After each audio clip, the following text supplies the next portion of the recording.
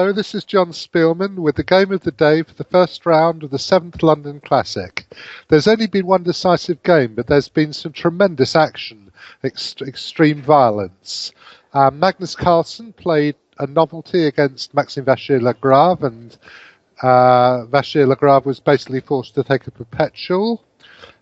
This going down the list, Alexander Grischuk and Hikaru Nakamura. Nakamura outplayed Grischuk but got ridiculously short of time and ended up drawing.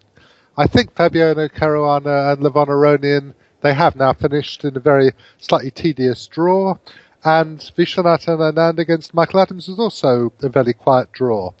But the game I'm going to show is Veselin Topalov against Anish Giri, and this was a thoroughly exciting and violent game, which ended rather shockingly in time trouble. So let's get started. They played some sort of near Grunfeld come Slav thing, and Queen A4 is a move which, by making a pseudo pin on this diagonal, hopes to take on D5 and force a recapture with a knight rather than the pawn. So black has to block with one of the knights in D7, and Giri chose this one, which is probably the main line, and Queen D1. You can also go to B3, of course, recapture.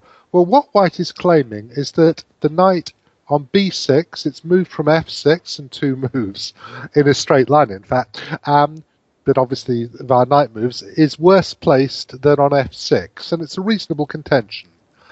And the game continued.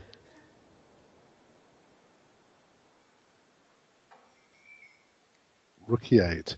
So one of the things that's very impressive about these top guys is that they just get on and do things. They don't talk themselves out of it. And Giri's decided he needs some activity, so he's going to play E5. And it's a very reasonable decision. B3, E5, takes H3 to stop bishop G4, bishop F5, knight D4. And now the excellent maneuver, bishop D3 to A6, giving the knight this square. Now you can't play bishop F1, I think, because after takes, Queen C8 forks the pawn and the knight, which is a bit an accident, a serious accident. So if we revert, he played Queen D2, a difficult move this, a move which gets the queen out of the way so that the rook can go to D1. Well, I expected, I'm just going to flick over around now to my analysis, Rook C8, trying to tee up some tactics, A4, and now you can take and play Queen F6, but now there's the move Knight B5, and black can take and take and C1 and exchange rooks, and the game is very equal. You can hear the Supremo Mark and Payne in the background because I'm in the VIP room, and this is sort of equal, maybe slightly better for white. But something much more exciting happened. He took at once, in fact. He played bishop D4, takes Queen F6. I'm not sure if this was a good move.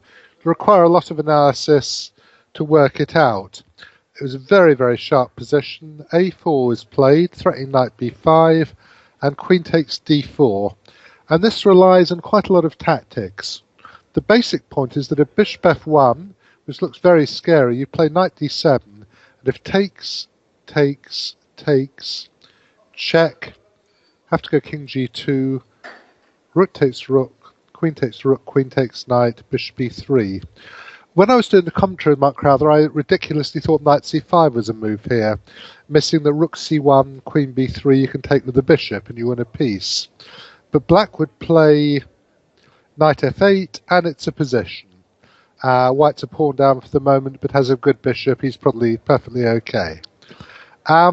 Instead of this, Topalov found a very interesting idea.